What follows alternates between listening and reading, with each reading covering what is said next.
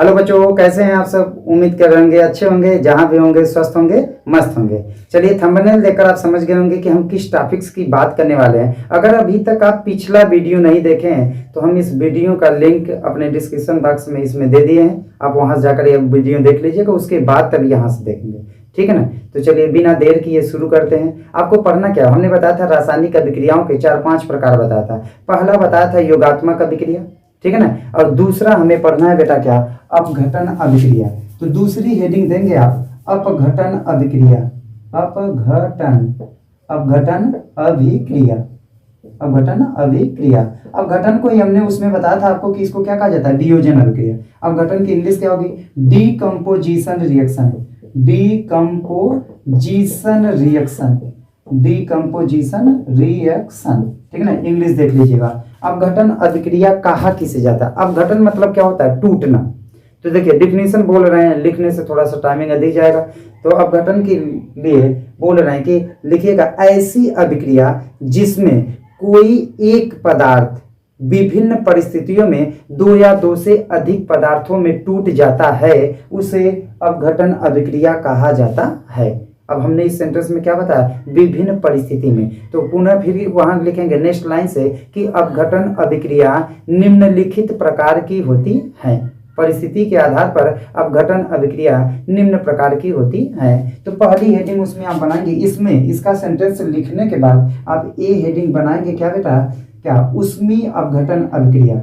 उष्मीय लिखिए या तापी की लिखेंगे, उष्मीय अपघटन अभिक्रिया, अपघटन अभिक्रिया, उष्मीय अपघटन अभिक्रिया। इंग्लिश में क्या कहेंगे बेटा, उष्मीय अपघटन अभिक्रिया को इसको क्या कहेंगे, थर्मल लिख दे।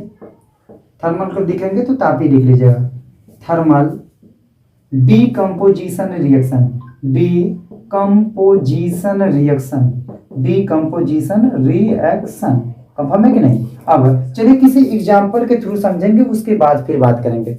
पहले एग्जाम्पल ले लें। उष्मा मतलब क्या होता है, ताप देने पर। जैसे हम कह सकते हैं क्या चीज, कैल्शियम कार्बोनेट होता है चूना पत्थर, ठीक है ना। कैल्शियम कार्बोनेट का बेटा फार्मूला क्या होता है, CaCO3। कंफर्म है कि नहीं।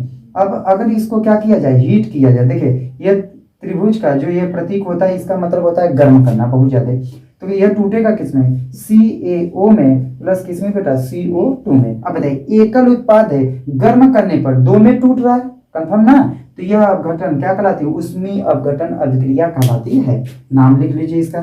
इसका नाम क्या लिखेंगे, इसका नाम हमें पता है कि क्या होगा, calcium carbonate, calcium carbonate, calcium carbonate, carbonate.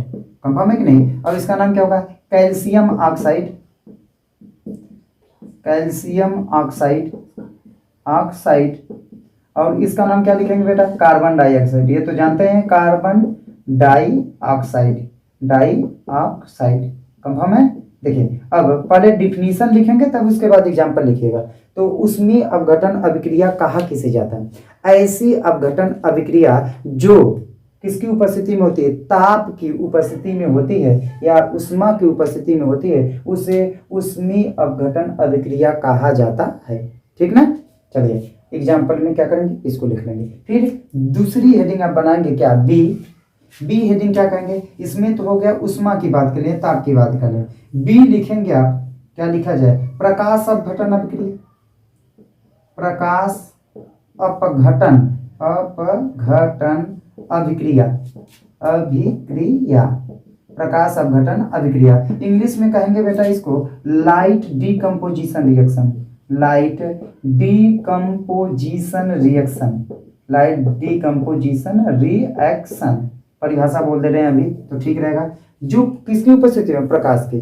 तो ऐसी अपघटन अभिक्रिया जो सूर्य के प्रकाश, ये रोशनी वाला मत समझिएगा, सूर्य के प्रकाश की उपस्थिति में होती है, उसे प्रकाश अपघटन अभिक्रिया कहा जाता है, ठीक है ना। जैसे उदाहरण क्या लिखेंगे, उदाहरण के लिए आप ध्यान दीजिएगा, क्या कहेंगे, जैसे होता है हाइड्रोजन पर ऑक्साइड H2O2। अगर इस पर क्या, सूर्य का प्रकाश पड़े, सूर्य का प्रकाश, सूर्य का प्रकाश, तो यह किसमें टूटेगा बेटा, यह टूट जाता है H2O में प्लस किसमें, O2 में। देखिए रिएक्शन अभी बैलेंस करना होगा, H2 H2, यहाँ ऑक्सीजन 1, यहाँ ऑक्सीजन कितना है 2। तो अगर हम यहाँ 2 जोड़ दें तो 2 दूना कितना हो जाएगा 4 हो जाएगा। तो यहाँ भी क्या करना होगा 2 जोड़ दें, 2 दूना 4। ऑक्सीजन देखिए 2 ये हो गया और 2 ये 4 हुआ और 2 दूना 4। कंफर्म है कि नहीं। अब इसका नाम क्या लिखेंगे आप? इसका नाम H2O2 का नाम क्या बताया? हाइड्रोजन पर ऑक्साइड। हाइड्रोजन पराक्साइड, पराक्साइड या पराक्साइड, पराक्साइड। कंफर्म। उसके बाद इसका नाम क्या जानते हैं? वाटर तो आप जानते हैं। और यह कौन सी गैस हो जाएगी? Oxygen gas. कौन सी गैस बेटा? Oxygen gas. कंफर्म है कि नहीं? 2 हुआ, ठीक ना। इसका परिभाषा कैसे बताया कि ऐसी अपघटन अभिक्रिया जो सूर्य के प्रकाश की उपस्थिति में होती है उसे प्रकाश अपघटन अभिक्रिया कहा जाता है। फॉर एग्जाम्पल दिखा लीजिए। अब तीर के निशान के ऊपर हम क्या दिखाते हैं? प्रेजेंस, उपस्थिति दिखाते हैं, ठीक ना। इसको अच्छे से ले जाइए, ठीक। चलते हैं। अब तीसरी क्या होगी? यह तो बी हो गई, ठीक ना। अब तीसरे के लिए उपस्थिति आप दिखाएंगे किसका? विद्युत धारा का। किसका दिखाएंगे बेटा? विद्युत धारा का। यानी सी हेडिंग आप बनाएंगे। सी हेडिंग जो आपकी बनेगी वह होगी विद्युत अपघटन अभिक्रिया। विद्युत अपघटन अभिक्रिया, विद्युत अपघटन अभिक्रिया। इंग्लिश में क्या कहेंगे बेटा? इसको क्या बोल सकते हैं? Electric decomposition reaction, electric decomposition reaction. Confirm है कि नहीं? चलिए इसका पहले डिफिनीशन लिखेंगे कि ऐसी अपघटन अभिक्रिया जो विद्युत धारा की उपस्थिति में होती है उसे विद्युत अपघटन अभिक्रिया कहा जाता है। नॉर्मली इसको घर पर भी आप कर सकते हैं। जल ले लीजिए, जल में नमक डालकर विद्युत धारा प्रवाहित कर देंगे, देखेंगे टूट जाएगा। किसमें? Na में। और किसमें? Cl2 में, यानी क्लोरीन गैस बहाने के लिए। जैसे हमने कहा नमक होता है, नमक के लिए क्या होता है? NaCl। इसको क्या करेंगे? विद्युत धारा प्रवाहित करेंगे। क्या प्रवाहित करेंगे? विद्युत धारा।